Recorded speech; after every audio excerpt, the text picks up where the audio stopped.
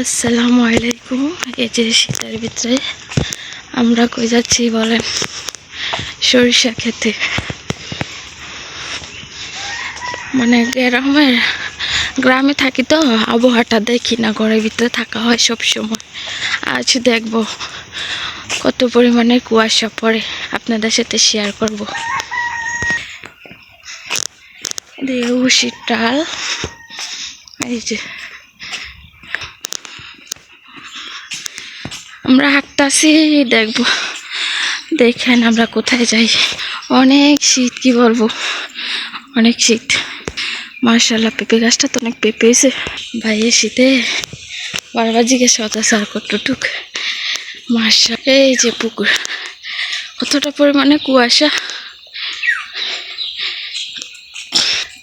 ভাইয়া ওই যা বগা,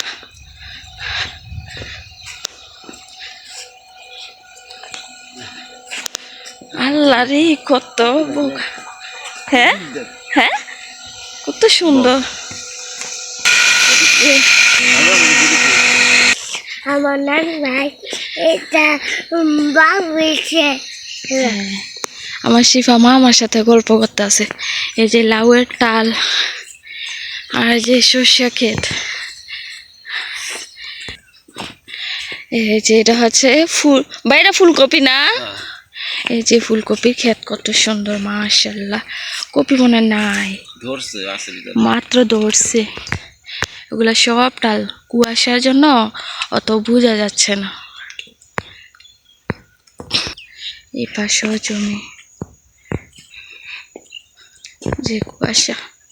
খুবই সুন্দর রাস্তা, গ্রামের মাঝে দেয় এরকম রাস্তা করেছে। আমাদের কুমিল্লাতে এত সুন্দর রাস্তা নেই।